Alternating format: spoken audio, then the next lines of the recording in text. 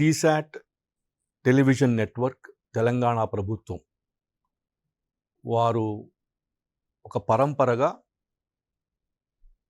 Understanding Gandhi అనేటువంటి విషయం మీద చర్చలు జరుపుదామని అనుకున్నారు. ఆ సందర్భంగా నన్ను ఇక్కడికి ఇన్వైట్ చేశారు. ఇది అండర్స్టాండింగ్ ఆఫ్ గాంధీ గురించి మాట్లాడడానికి ముందు నా పేరు అవధానం రఘుకుమార్. నేను వృత్తిరీత్యా న్యాయవాదిని. గత 10-15 ఏళ్లుగా భారతదేశపు స్వాతంత్ర ఉద్యమము, అలాగే అందులో గాంధీ పాత్ర అనే అంశం మీద విస్తృతమైనటువంటి పరిశోధన చేస్తూ ఉన్నాను. ముఖ్యంగా ఒక 10-15 ఏళ్ల క్రిందట, అంతకుముందు నేను ఒక విద్యార్థిగా గాంధీని అర్థం చేసుకునే ప్రయత్నం ఒక తీరున ఉంటే, గత 10-15 ఏళ్లుగా గాంధీ గురించినటువంటి అనేక చర్చలు సామాజిక మాధ్యమాల్లో జరుగుతున్నాయి. ఈ చర్చ నన్ను తిరిగి గాంధీని పరిశోధించడానికి కారణమైంది. అంతేకాకుండా తొలుత నా జీవితంలో మొదటి భాగంలో నేను కొంత మార్క్సిస్ట్ ఫిలాసఫీతో ఇన్ఫ్లుయెన్స్ అయినా, తరువాతి కాలంలో నేను రామ్ మనోహర్ లోహియా అనేటువంటి వ్యక్తి ద్వారా అనేక సైద్ధాంతిక విషయాలని పునర్నిర్మించుకునే ప్రయత్నం చేశాను. ఆ ప్రయత్నంలో భాగంగా కూడా నేను గాంధీని చదువుతూనే ఉన్నాను. ఇవాళ నేను ప్రత్యేకంగా గాంధీ గురించి మాట్లాడేటువంటి విషయంలో ప్రధానంగా తీసుకున్న అంశము గాంధీ మరియు సత్యం. అంటే గాంధీ యొక్క మొత్తం జీవితం అంతా చివరి దశలో కొంతమంది వ్యక్తులు, మీరు ఈ ప్రపంచానికి ఇచ్చేటువంటి సందేశం ఏమిటి అని అడిగినప్పుడు, అసలు గాంధీ ఫిలాసఫరా కాదా, గాంధీకు ఒక తాత్వికత అంటూ ఉందా లేదా, ఉంటే దాని పునాదులు ఏమిటి అనేది కూడా దాదాపు గత 50-60 ఏళ్లుగా చర్చలో ఉంది. గాంధీ గురించిన సాహిత్యము ఒక 3 దశలలో విస్తృతంగా వచ్చింది. ఒకటి, గాంధీ చనిపోయిన తరువాత 1948 నుంచి మొదలయ్యి కొంతకాలం, ఒక దశాబ్ద కాలం జరిగింది. ఆ తరువాత మళ్ళీ 1969లో గాంధీ శత జయంతి ఉత్సవాల సందర్భంగా మళ్ళీ విస్తృతమైన చర్చ మొదలైంది. మళ్ళీ 2019లో గాంధీ యొక్క 150వ జయంతి ఉత్సవాల పురస్కారంగా ప్రపంచమంతటా కూడా మళ్ళీ గాంధీ గురించి చర్చ జరిగింది. అంటే ఇందులో చాలామంది గాంధీని మళ్ళీ తిరిగి శోధించడం మొదలుపెట్టారు. ముఖ్యంగా ప్రభుత్వాలకు వ్యక్తికి ఉన్న సంబంధం ఏమిటి, అది ఎలా ఉండాలి అనే అంశము, అంటే రాజకీయ సిద్ధాంతంలో స్టేట్ అండ్ ద సిటిజన్ అంటాం మనం. ఈ సందర్భంగా చర్చ మొదలైంది. అయితే గాంధీ యొక్క సత్యం అనేటువంటి భావన ఎందుకు అంత సిగ్నిఫికెన్స్ తీసుకుంటుంది అనేది చెప్పే ప్రయత్నం చేస్తున్నాను. మామూలుగా గాంధీ గురించి చదివిన వాళ్ళు ఎవరైనా సరే, సత్యంతో నా ప్రయోగాలు, అంటే my experiments with truth, an autobiography of Gandhi అనే ఒక పుస్తకాన్ని ప్రధానంగా మెన్షన్ చేస్తారు. అందులో గాంధీ గారు తన చిన్నతనంలో ఒకసారి స్కూలు మాస్టారు ఒక టెస్ట్ పెట్టినప్పుడు స్లేట్ అనేటువంటి పదం రాయలేక, మాస్టరే వచ్చి మీరు పక్కవాడి రాసినటువంటి పేపర్ చూసి కాపీ కొట్టండి అంటే ఆయన కొట్టలేదు, ఒప్పుకోలేదు అనేటువంటి ఒక విషయాన్ని ఆయన యొక్క ఆటోబయోగ్రఫీ నుంచి మనం రెగ్యులర్గా కోట్ చేస్తాం. అలాగే అనేకసార్లు తప్పులు జరిగినప్పుడు అతను స్వయంగా తన తండ్రి దగ్గరికి వచ్చి, నేను ఈ తప్పులు చేశాను, నన్ను క్షమించండి అని తన తండ్రితో ప్రాధేయపడతాడు. ఇలాంటి ఒక సంఘటనలు చాలా గాంధీ యొక్క ఆటోబయోగ్రఫీ నుంచి కోట్ చేసి ఇవి గాంధీ యొక్క సత్యానికి పునాదులుగా చాలామంది స్కాలర్స్, చాలామంది గాంధీని విశ్లేషించిన వాళ్ళు చెప్పారు. అయితే మొట్టమొదటిసారిగా అసలు గాంధీ యొక్క సత్యపు తత్వాన్ని తెలుసుకోవడానికి ఒక అమెరికన్ ఫ్రాయిడియన్ సైకాలజిస్ట్ ఒక విచిత్రమైన ప్రయత్నం చేశాడు. ఆయన 1964లో ఏదో ఒక సెమినార్ కోసం అహ్మదాబాద్ వచ్చి, ఆ సెమినార్‌లో గాంధీ గురి అప్పటికి గాంధీ చనిపోయి కూడా చాలా కాలం అయిపోయింది. అయితే ఆ సెమినార్‌లో మాట్లాడుతున్న సమయంలో అనేక మంది చర్చలలో గాంధీ ప్రస్తావన వచ్చింది. ఈ గాంధీ ప్రస్తావన వచ్చినప్పుడు ఆయన ఎవరు ఇతను? అతనికి అప్పటిదాకా గాంధీ అంటే ఏదో ఒక రిమోట్ ఐడియా మాత్రమే ఉంది. ఈసారి గాంధీ మీద ప్రత్యేకమైన పరిశోధన చేద్దామని దాదాపు ఒక 3, 4 ఏళ్ళు ప్రత్యేకమైన కృషి చేసి ఆయన 'Gandhi's truth on the origins of militant non violence' అనే ఒక పుస్తకం రాశాడు ఆయన. ఇది బేసిక్‌గా ఫ్రైడియన్ సైకాలజీ పాయింట్ ఆఫ్ వ్యూలో నుంచి గాంధీని అర్థం చేసుకునే ప్రయత్నం. అలాగే 1982, 83లలో ఆశీష్ నంది అనే ఒక సోషల్ సైకాలజిస్ట్, ఇంతకుముందు ఎరిక్ ఎరిక్సన్ ఏమో గాంధీస్ ట్రూత్ అని రాసినప్పుడు వ్యక్తిగత సైకాలజీలోంచి గాంధీని అర్థం చేసుకునే ప్రయత్నం చేశాడు. గాంధీ యొక్క కాన్సెప్ట్ ఆఫ్ సత్యాన్ని అర్థం చేసుకునే ప్రయత్నం చేశాడు. కానీ ఇప్పుడు ఆశీష్ నంది అతను సామాజిక మానసికవేత్త. అంటే వ్యక్తుల పరంగా కాక మానసిక శాస్త్రాన్ని, సమాజపరంగా వ్యక్తి యొక్క రోల్ని అర్థం చేసుకునే ప్రయత్నం. ఇందులో ఆయన మొదట రాసిన పుస్తకం ఇంటిమేట్ ఎనిమీ. ఈ ఇంటిమేట్ ఎనిమీ ఏమిటంటే, నాలో ఉన్న శత్రువు, నా లోపల ఉన్న శత్రువు. ఈ లోపల ఉన్న శత్రువు అనేటువంటి ఈ ఇంటిమేట్ ఎనిమీ అనే పుస్తకంలో ముఖ్యంగా బ్రిటిష్ సామ్రాజ్యము, సామ్రాజ్యవాదము, దానికి వచ్చినటువంటి జవాబులు, ఆ జవాబుల్లో గాంధీ జవాబు యొక్క ప్రత్యేకత. ఇది మొత్తం ఆ పుస్తకం యొక్క సారాంశం. అది ప్రత్యేకంగా గాంధీ మీద రాసిన పుస్తకం కాదు కానీ, మొత్తం పుస్తకంలో ప్రధాన పాత్రధారి మాత్రం గాంధీ. గాంధీని అర్థం చేసుకునే ప్రయత్నమే ఆ పుస్తకం అంతా కూడా. అలాగే మళ్ళీ ఒక 10-15 ఏళ్ల తర్వాత భారతదేశం నుంచి, కేరళ నుంచి కెనడా వెళ్ళి, కెనడాలో కాల్గరీ యూనివర్సిటీలో హిస్టరీ ప్రొఫెసర్గా పనిచేసి రిటైర్ అయినటువంటి ఆంథోనీ జే పేరెల్ అనే వ్యక్తి 1996-97 నుంచి గాంధీ మీద దాదాపు 4 ప్రధాన పుస్తకాలు రాశారు. అందులో అత్యంత ముఖ్యమైనటువంటిది ఏంటంటే, Gandhi's philosophy and the quest for harmony. అంటే గాంధీ యొక్క తాత్వికత అన్ని సిద్ధాంతాలను సమన్వయపరిచేటువంటి ప్రయత్నం, క్వెస్ట్ ఫర్ హార్మనీ. ఇది ఆయన రాసిన పుస్తకం. ఇందులో గాంధీ సత్యానికి సంబంధించిన అనేక అంశాలు, అప్పటిదాకా ప్రపంచం గమనించని అంశాలన్నీ కూడా ఆంథోనీ జే పేరెల్ తీసుకొస్తారు. ఇది కాకుండా 1954-55లో అంతకు పూర్వం స్వాతంత్ర సమరంలో ఒక మిలిటెంట్ కమ్యూనిస్ట్గా పనిచేసినటువంటి పన్నాలాల్ దాస్ గుప్తా అనే ఒక వ్యక్తి కొద్ది కాలం గాంధీతో జైల్లో గడుపుతారు ఆయన. ఆ తరువాత స్వాతంత్రం వచ్చాక ప్రశాంత జీవితం వైపు వెళ్తూ గాంధీని ప్రత్యేకంగా స్టడీ చేస్తూ గాంధీ ఎ రెవల్యూషనరీ అనే పుస్తకాన్ని బెంగాలీలో రాస్తారాయన. అయితే ఆ బెంగాలీలో రాసిన పుస్తకం యొక్క ఇంగ్లీష్ వెర్షను మనకు 2011లో లభ్యమైంది.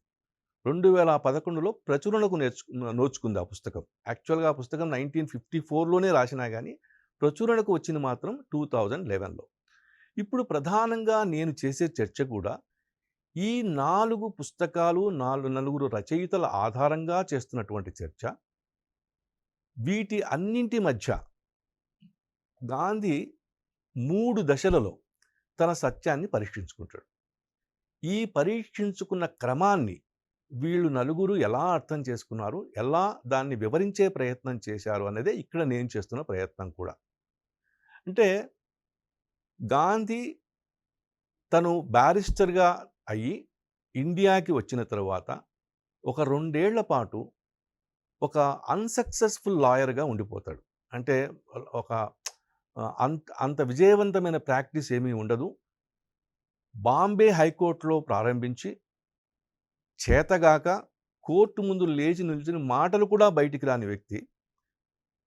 అక్కడి నుంచి మెల్లగా మళ్ళీ జిల్లా హెడ్ క్వార్టర్స్ అయిన రాజ్‌కోట్‌కి వెళ్ళి అక్కడ కూడా ఒక న్యాయవాదిగా ఫెయిల్ అయ్యి, చివరికి న్యాయవాద వృత్తిలో వైఫల్యం వల్ల తన పిల్లల్ని, భార్యని, కుటుంబాన్ని పోషించుకోలేనేమో అనే భయం కలిగినప్పుడు, అనుకోకుండా వాళ్ళ అన్నగారి ద్వారా అబ్దుల్లా సేత్ అనేటువంటి ఒక ఆనాటికే ఆఫ్రికాలో ఒక మంచి వ్యాపారం చేస్తున్నటువంటి ఒక గుజరాతీ సేత్ ఆధారంగా అతను సౌత్ ఆఫ్రికాకి ప్రయాణం కడతాడు. సౌత్ ఆఫ్రికాకి వెళ్ళిన తర్వాత మనందరికీ తెలుసు, ఒక 2, 3 సంఘటనలు జరుగుతాయి ఆయన మొదటి సంవత్సరంలో. జరిగినప్పుడు ఈ సంఘటనలన్నీ దృష్టిలో పెట్టుకొని ఆయన ఒక గురువుకి ఒక ఉత్తరం రాస్తాడు. ఈ గురువు ఎవరు అంటే, గాంధీ బాంబేలో ప్రాక్టీస్ చేస్తున్నప్పుడు ఒక జైన మత అవలంబకుడు. ఆయన పేరు రాజా చంద్ భాయ్. ఈ రాజా చంద్ భాయ్ బేసిక్‌గా జైన్ మతస్థుడు, వజ్రాల వ్యాపారి. అతను చాలా చిన్న వయసులోనే శరీరాన్ని కృశింపజేసుకొని అలా తాదాత్మ్యం చెంది మరణం చెందుతాడాయన. అంటే జైన్ భాషలో చెప్పాలంటే ఆ పద్మంలో కలిసిపోతాడు అంటారు. ఆ వ్యక్తితో 1894లో మొదటిసారిగా గాంధీ తన ప్రశ్నలు వేస్తాడు. ఇట్లా నేను సౌత్ ఆఫ్రికాలో ఉన్నాను. నా చుట్టూ భారతీయులు చాలా అవమానాలు పాలవుతున్నారు. ఎందుకంటే సౌత్ ఆఫ్రికాలో నీవు భారతీయుడిగా ఏ స్థితిలో ఉన్నా సరే, నువ్వు డాక్టర్ కావచ్చు, ఇంజినీర్ కావచ్చు, లేకపోతే లాయర్ కావచ్చు, వ్యాపారస్తుడివి కావచ్చు. కానీ నీకున్నటువంటి కామన్ టైటిల్, కామన్ పేరు ఏమిటంటే కూలి. సమ్మి అనేవాడు. సమ్మి లేదా కూలి. అంటే భారతదేశం నుంచి వెళ్ళి సౌత్ ఆఫ్రికాలో సెటిల్ అయినటువంటి కోటీశ్వరుడైనా సరే, అద్భుతమైనటువంటి బారిస్టర్ అయినా సరే, గొప్ప వైద్యుడైనా సరే, గొప్ప టీచర్ అయినా సరే, వాళ్ళు పిలిచే పిలుపు మాత్రం కూలి. ఇంతటి దౌర్భాగ్య పరిస్థితుల్లో నా భారతీయులు ఉన్నారు. నేను కూడా ఒక 2, 3 అవమానాలు భరించాను. రైల్వే ట్రైన్ నుంచి తోసివేయబడ్డాను. ఫస్ట్ క్లాస్ టికెట్ ఉన్నా సరే, అలాగే నేను హెయిర్ కటింగ్ సెలూన్‌కి వెళ్తే వాళ్ళు నాకు సెలూన్‌లో నాకు కటింగ్ చెయ్యమని చెప్పారు. ఇన్ని సమస్యల మధ్య ఇప్పుడు నేను ఉండాలా? వద్దా? ఇక నేను ఈ ప్రయత్నాన్ని విరమించుకోవాలా? అని 27 ప్రశ్నలతో కూడినటువంటి ఒక ఉత్తరం రాస్తాడు రాజ్‌చంద్ భాయ్‌కి. రాజ్‌చంద్ భాయ్ ఏం చేస్తాడంటే ప్రతి ప్రశ్నకు చాలా ఓపికగా సమాధానం చెబుతూ, నీకింకా సమాధానాలు దొరక్కపోతే నేను నీ కోసం భగవద్గీత, వశిష్ఠ గీత అనే 2 పుస్తకాలు పంపిస్తున్నాను. వాటిని ఇంకా చదువు అని చెప్తాడు. అని ఫైనల్‌గా చివరిగా ఆయన ఇచ్చిన సారాంశం ఏంటంటే, నీవు ఒక ఆధ్యాత్మికవాదివి. నీకు ఈ ప్రపంచంతో సంబంధం లేదు. కష్టాలున్నాయో, మంచి ఉందో అది ఆ భగవంతుడు చూసుకుంటాడు. కాబట్టి నీవు ఈ సామాజిక ఉద్యమాలు, సామాజిక ప్రయత్నాలు, చుట్టుపక్కల ఉన్నటువంటి సమాజాన్ని ఉద్ధరించడం లాంటి పిచ్చి పిచ్చి పనులన్నీ మానేసేసి వీలైనంత త్వరగా ఆధ్యాత్మికత వైపు వెళ్ళు అని ఒక అడ్వైస్, ఒక సలహా ఇస్తాడు ఫైనల్‌గా. అయితే ఈ రాజ్‌చంద్ భాయ్ పంపించినటువంటి 2 పుస్తకాలని సమగ్రంగా చదివిన తర్వాత గాంధీ ఒక చిన్న కంక్లూజన్‌కి వస్తాడు. ఏమిటంటే, మోక్షం అనేది ఎప్పుడూ వ్యక్తిగతం కాదు. సమాజం, నీ చుట్టూ ఉన్న సమాజం గనక అత్యంత దయనీయమైన పరిస్థితిలో ఉంటే, నీవు ఒక్కడివి ముక్కు మూసుకొని తపస్సు చేసినా నీకు మోక్షం రాదు. నీ మోక్షం అనేది ఎప్పుడూ కూడా ఇతరుల యొక్క క్షేమం మీద ఆధారపడి ఉంటుంది. నీ చుట్టూ ఉన్న సమాజం బాగుంటేనే, నీ చుట్టూ ఉన్న సమాజం ఉన్నత స్థితికి చేరుకుంటూ ఉంటేనే అప్పుడు మాత్రమే నీకు మోక్షం దొరుకుతుంది. ఇది గాంధీ గారి మొట్టమొదటి సత్యానికి సంబంధించిన, అంటే చిన్నతనంలో చేసినటువంటి చిన్న చిన్న ప్రయత్నాలను మినహాయించి, ఇంగ్లాండ్‌లో అడ్వకేట్‌గా ఉన్నప్పుడు వెజిటేరియనిజం అనేటువంటి సబ్జెక్ట్ మీద చేసినటువంటి చిన్న చిన్న ప్రయోగాలు మినహాయిస్తే, సత్యం మీద చేసినటువంటి అతిపెద్ద చర్చ రాజ్‌చంద్ భాయ్‌కి, గాంధీకి 1894లో జరిగినటువంటి వాదాలు, చర్చలు, లేఖల సారాంశం. ఇక్కడి నుంచి గాంధీ ఏం చేస్తాడంటే, నేను సత్యం అనే దాన్ని సంపూర్ణంగా సమన్వయం చేసుకుంటాను. అంటే అనేక కాంట్రడిక్టరీ థియరీస్ ఉంటాయి సత్యం మీద. అంటే మామూలుగా మనం చెప్పేటప్పుడు ఏమంటామంటే, ఇప్పుడు నేను ఒక న్యాయవాదిని. కాన్స్టిట్యూషనల్ మొరాలిటీ అంటారు. అంటే రా రాజ్యాంగ నైతికత. అంటే రాజ్యాంగంలో ఉన్నటువంటి ప్రొవిజన్స్ పట్ల నేను నైతికత కలిగి ఉంటే, నా నైతికత సరైంది. అలాగే న్యాయశాస్త్రపరంగా కూడా లీగల్ మొరాలిటీ అంటాం. అంటే న్యాయశాస్త్రపరంగా నేను మొరాలిటీ కలిగి ఉంటే అది మొరాలిటీయే. అట్లాగే సైన్స్‌లో ఒకటి రీజనింగ్ ఉంటది. సైన్స్ పరంగా నా నా రీజనింగ్ కరెక్ట్‌గా ఉంటే నేను కరెక్టే. ఇట్లా రకరకాల ఆలోచనలుంటాయి. అయితే వీటన్నిటి మధ్య సమన్వయం చేసేటువంటి ఒక ఐడియా ఉందా? ఇన్ని రకాల కాంట్రడిక్టరీ ప్రపోజిషన్స్. అలాగే ఉదాహరణకి మనం వ్యక్తిగతంగా ఒక విలువను నమ్ముతాం. కానీ బయట ఆ విలువని అనుసరించడానికి తగిన వాతావరణం ఉండదు. అప్పుడు మనం ఏం చేస్తామంటే, మన విలువని కేవలం వ్యక్తిగతంగా మాత్రమే ఉంచుకొని, సమాజంలో ఏం జరిగినా పర్లేదు అనేటువంటి ఒక ధోరణితో ఉంటాం. అంటే నేను తప్పు చేయట్లేదు కదా! ఇది ఒక ధోరణి. సత్యానికి సంబంధించిన ఒక విలువ ఇది. అంటే నేను సత్యంగా ఉన్నాను. ఇంక మిగతా వాళ్ళు అబద్ధం చెప్తే నాకేం సంబంధం అని. కానీ గాంధీ అక్కడే public truth versus private truth. అంటే ఒక వ్యక్తికి వ్యక్తిగత సత్యము, బాహ్య సత్యము అంటూ 2 ఉండవు. 2 ఒకటే. ఒక్కటిగా ఉన్నప్పుడే సత్యం అనేది ఒక ఇంటెగ్రిటీ కలిగినటువంటి ఒక ఆలోచన. దానికి ముక్కలు ఉండవింక. అంటే అంటే పార్షియల్ ట్రూత్స్ అంటే పార్శ్వ సత్యాలు ఉంటాయా అంటే ఉంటాయి. కానీ యూనివర్సల్ ట్రూత్ కూడా ఒకటుంటుంది.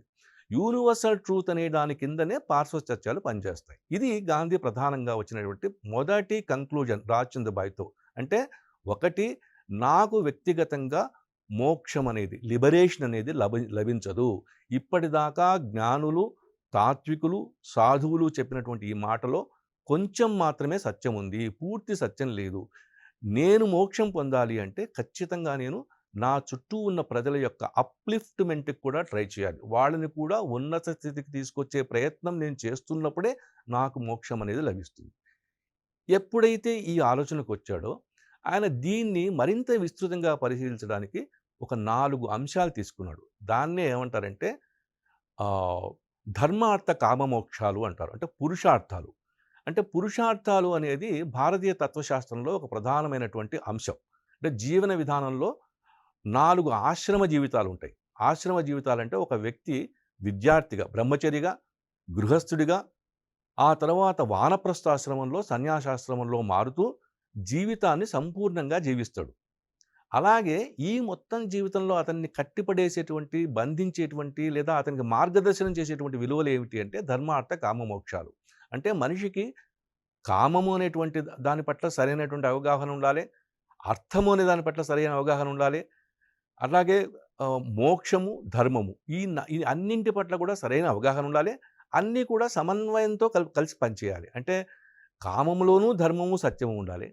అర్థములోనూ ధర్మము, సత్యము ఉండాలి. ఆహ్, మో ఇయన్నీ ఈ ఈ ఇవన్నీ కలిపినప్పుడు మాత్రమే అది మోక్ష సాధనము అనేటువంటి ఇంకొక నిర్ణయానికి వస్తాడు. వీటి మీద ఆయన అనేక పరిశోధనలు చేస్తూ ఇప్పుడు వీటి ఆధారంగా నేను చేసేటువంటి పని, నేను సౌత్ ఆఫ్రికాలో చేయగలిగే పనికి వీటి ఆధారంగా ఏ పేరు పెట్టుకోగలను అని అనేక తన ఫ్రెండ్స్‌తో చర్చలు చేస్తాడాయన. అందులో ఒకానొక ఆహ్, మాటగా బయటకొచ్చిందే సత్యాగ్రహం. సత్యాగ్రహం అనే మాట సౌత్ ఆఫ్రికాలో మొదటిసారిగా 1907 ఆ ప్రాంతంలో గాంధీ ప్రయోగిస్తాడు. దానికి అర్థం ఏమిటంటే సత్యాన్ని పట్టుకొని ఉండడం. సత్యాగ్రహము అంటే చాలామంది మనలో అదేదో సత్యముతో కూడిన ఆగ్రహము అనేటువంటి ఒక ఇన్‌కరెక్ట్ మీనింగ్ వచ్చేసింది. యాక్చువల్‌గా సత్యాగ్రహము అనేది సత్యాన్ని పట్టుకొని ఉండడం, పట్టుకొని వేలాడడం. అంటే ఎంత కష్టం వచ్చినా సరే నువ్వు సత్యాన్ని నమ్ముకో. ఒకసారి నువ్వు సత్యాన్ని నమ్ముకుంటే అదే నిన్ను ఆటోమేటిక్‌గా స్వయంచలితంగా నిన్ను ఆహ్, కరెక్ట్ అయినటువంటి మార్గం వైపు తీసుకెళ్తుంది. సో, సత్యాగ్రహము అంటే సత్యాన్ని పట్టుకోవడం. ఇప్పుడు ఈ సత్యాన్ని పట్టుకోవడం అనేది మొదలుపెట్టిన తర్వాత సత్యం అంటే ఏమిటి? ఇది ఒక ప్రధానమైన చర్చగా గాంధీ యొక్క జీవితం మొత్తం నడుస్తూ ఉంటుంది. అదే టైంలో 1909లో ఆయన తన పోరాటం అంటే సౌత్ ఆఫ్రికాలో తాను చేస్తున్నటువంటి భారతీయుల యొక్క ఆహ్, ఆహ్, వాళ్ళ యొక్క విలువలను పాటించుకోవడానికి, వాళ్ళ యొక్క సమాన హక్కుల కోసం చేసే పోరాటంలో భాగంగా లండన్‌కి వెళ్ళి అక్కడ ఉన్న బ్రిటిష్ ఇంటెలెక్చువల్స్‌తో మాట్లాడి వాళ్ళని కన్విన్స్ చేద్దామని వెళ్తాడు. ఆ వెళ్ళినప్పుడు అతనికి భారతదేశం తరఫున లండన్‌లో ఉంటూ అతివాద ఉద్యమాల్లో పనిచేస్తున్న కొంతమంది స్నేహితులు గూడా మాట్లాడడం మొదలుపెడతారు. ఇదంతా ఒక సుదీర్ఘమైన చర్చగా మారినప్పుడు ఆయన 1909లో తిరిగి లండన్ నుంచి సౌత్ ఆఫ్రికా వస్తున్నప్పుడు 'హింద్ స్వరాజ్' అనే ఒక పుస్తకం రాస్తాడు. నిజానికి 'హింద్ స్వరాజ్' చాలా మిస్‌అండర్‌స్టూడ్ వర్క్. చాలామంది దాన్ని అసలు సీరియస్‌గా తీసుకోలేదు. ఎందుకంటే ఆ హింద్ అనే పదం అనేది అదేదో హిందూ మతానికి సంబంధించిన వ్యవహారంగా చాలామంది తీసుకోవడం వల్ల ఒక ప్రమాదకరమైనటువంటి ఇన్‌కరెక్ట్ అండర్‌స్టాండింగ్ వచ్చేసింది దాంట్లో. హింద్ స్వరాజ్ అంటే భారతదేశానికి స్వాతంత్రం. ఇది ఎలా వస్తుంది? అసలు స్వాతంత్రం అంటే ఏమిటి? స్వరాజ్యం అంటే ఏమిటి? మొత్తం పుస్తకంలో చర్చ అంతా అదే. ఆ స్వాతంత్ర పోరాటానికి తగినటువంటి మార్గం ఏమిటి? ఈ మార్గాన్ని చర్చిస్తున్నప్పుడే గాంధీ మరొక్కసారి మళ్ళీ తన యొక్క ప్రధానమైనటువంటి సూక్తీకరణ సత్యం అనేటువంటి వైపు విస్తృతమైనటువంటి చర్చ చేస్తాడు. ఎందుకు భారతదేశానికి బ్రిటిష్ గవర్నమెంట్ అనేది ఒక చెడుగా మారింది? ఇప్పుడు ఈ చెడుని నేను ఎలా ఎదుర్కోవాలి? ఈ చెడుని ఎదుర్కొనే దాంట్లో హింస అనేది మార్గం అవుతుందా? కాదా? ఒకవేళ హింస గనక మార్గమైతే ఆయన చేసే చర్చల్లో ఉండేటువంటి గొప్ప ఆలోచన ఏమిటంటే, ఒకవేళ హింస గనక సత్యాన్ని నిలబెట్టడానికి మార్గమైతే గనక, అక్కడ విజయం సాధించింది హింసనా? సత్యమా? అంటే ఎప్పుడైతే నేను నా సత్యాన్ని నిలబెట్టుకోవడం కోసం ఆయుధాన్ని ఆధారంగా తీసుకుంటానో, అప్పుడు నా చేతిలో బలమైన ఆయుధం ఉంటే నేను గెలుస్తాను. నా శత్రువు దగ్గర బలమైన ఆయుధం ఉంటే శత్రువు గెలుస్తాడు. కానీ అక్కడ సత్యం ఎక్కడ గెలిచింది? సో, సత్యం గెలవాలంటే ఆయుధం అక్కర్లేదు. ఈ ఆయుధం అవసరం లేని సత్యమే ఉన్నతమైన సత్యం. ఈ ప్రాసెస్‌లో ఆయన అసలు వెస్టర్న్ కల్చర్‌లో ఎక్కడ తేడా వచ్చింది? ఎందుకు తేడా వచ్చింది? ఇలాంటివి అంటే ఎడ్వర్డ్ కార్పెంటర్ అని 1884లో లండన్‌లో సీరీస్ ఆఫ్ లెక్చర్స్ ఇస్తాడు. ఆనాటి పాశ్చాత్య సంస్కృతి మీద, అది చేస్తున్నటువంటి దుష్ప్రభావం మీద, ముఖ్యంగా అందులో ఈ ఇండస్ట్రియలైజేషన్ తర్వాత సైన్స్ అండ్ టెక్నాలజీ, మెడిసిన్, అలాగే కొన్ని ఆధునిక విద్యలు, లాంటివి ఎలా సమాజాన్ని కరప్ట్ చేస్తున్నాయి అనేటువంటి విషయం మీద ఆయన ఒక సీరీస్ ఆఫ్ లెక్చర్స్ ఇస్తాడు. దాన్నే 'సివిలైజేషన్ కాజెస్ అండ్ క్యూర్' అని ఒక పుస్తకంగా వచ్చింది. గాంధీ తన హిందూ స్వరాజ్యలో ఈ పుస్తకాన్ని కోట్ చేస్తాడు. చేసి ఈ విదేశీ సంస్కృతి ఏదైతే ఉందో, ముఖ్యంగా ఆధునిక సంస్కృతి, ఇండస్ట్రియల్ రెవల్యూషన్ తర్వాత వచ్చినటువంటి సంస్కృతి, దాని ఆధారంగానే హింస అనేది ప్రపంచమంతా ప్రజ్వరిల్లింది. కాబట్టి మనము ఆ ఇండస్ట్రియల్ రెవల్యూషన్స్‌ని మళ్ళీ మనం కూడా ఆ ఇండస్ట్రియల్ పాత్‌ని గనక ఫాలో అయితే, మనం ప్రత్యేకంగా స్వాతంత్రం తెచ్చుకోక్కర్లేదు. అప్పటికి బ్రిటిష్ వాడు ఉన్నా ఒకటే, మనం ఉన్నా ఒకటే. ఇది ఆయన చేసినటువంటి సూత్రీకరణ. కాబట్టి స్వరాజ్యం అనేది విభిన్నంగా ఉండాలి. అంటే మనం ఏదైతే అపోజ్ చేస్తున్నామో, దేన్నైతే వ్యతిరేకిస్తున్నామో, వాళ్ళు చేసిందే మళ్ళీ మనం కూడా చేయడానికి మనకు స్వతంత్రం అక్కర్లేదు. అటువంటప్పుడు బ్రిటిష్ వాడే బెటర్. ఎందుకంటే వాడు ఆధునికంగా అదే ఆధునికతని మన మీద ప్రయోగిస్తున్నాడు. కానీ భారతదేశం గనక ఈ ఆధునికతలో ఉన్నటువంటి విష వలయంలోంచి బయటికి రాకుండా స్వతంత్రం కోసం పోరాడితే అది సరైనటువంటి స్వాతంత్రం కాదు. ఇలా హిందూ స్వరాజ్యలో వెస్టర్న్ కల్చర్, ఈస్టర్న్ కల్చర్స్, అలాగే వెస్టర్న్ ఫిలాసఫీసు, ఇండియన్ ఫిలాసఫీసు, వాటి మధ్య ఉండే సంఘర్షణని ఆధారంగా ఎందుకు మనము అహింసాయుతంగా ఈ స్వాతంత్ర పోరాటం చేయాలని ఆయన చెప్పుకుంటూ వస్తాడు. ఇది ఒక ప్రధానమైనటువంటి, అంటే గాంధీ యొక్క సత్యమనే అవగాహనలో వచ్చిన ప్రధానమైనటువంటి డెవలప్మెంట్ హింద్ స్వరాజ్. ఇప్పుడు ఇక దాదాపు ఇక్కడ ఆ తర్వాత భారతదేశానికి 1915లో జనవరిలో ఆయన ఇండియాకి వచ్చేస్తాడు. సౌత్ ఆఫ్రికా నుంచి. ఇక్కడ ఇండియాకి వచ్చాక గోపాలకృష్ణ గోఖలే ఆయన గురువుగారు, గాంధీకి ప్రధానమైన గురువుగారు ఒక ఆదేశం ఇస్తారు. ఎందుకంటే సంవత్సరం పాటు నువ్వు ఎక్కడా మాట్లాడొద్దు, నీ చెవులు నోరు మూసుకుని ఉండు అంటాడు. అంటే కేవలం చూడు అంటాడు కళ్ళతో. అప్పుడు భారతదేశం అంతా విస్తృతంగా పర్యటించి భారతదేశంలో ఉన్నటువంటి ఆ బాధ, ఆ సమస్యలు అవి అర్థం చేసుకోవడానికి, ప్రత్యక్షంగా తెలుసుకోవడానికి ఒక గొప్ప ప్రయత్నం చేస్తాడు గాంధీ. ఈ ప్రయత్నం అంతా కూడా కలిపి అతనిలో ఒక ఉన్నతమైనటువంటి, మరింత ఉన్నతమైనటువంటి సత్యానికి సంబంధించినటువంటి ఆలోచనని క్రియేట్ చేస్తుంది. అలాంటి టైంలోనే ఆయన భగవంతుడే సత్యము అనే ఒక ప్రకటన చేస్తాడు. భగవంతుడే సత్యం. ఇక నాకు ప్రత్యేకంగా సత్యం ఏమీ లేదు. భగవంతుణ్ణి చూడడమే సత్యం. భగవంతుణ్ణి అర్థం చేసుకోవడమే సత్యం.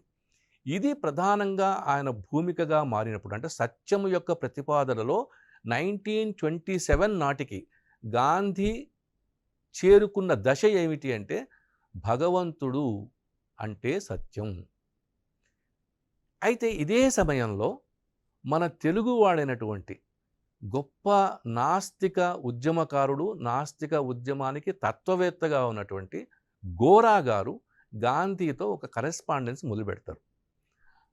నేను మీ ఆశ్రమంలో కొంతకాలం ఉందామనుకుంటున్నాను, మీతో నేను చర్చలు జరుపుదామనుకుంటున్నాను.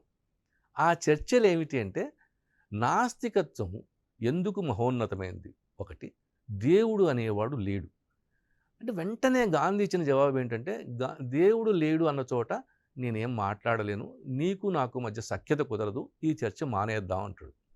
కానీ వాళ్ళు 6 నెలల పాటు చర్చించుకుంటారు. అది ఎంత సుదీర్ఘమైన చర్చ అంటే తర్వాత గోరా గారు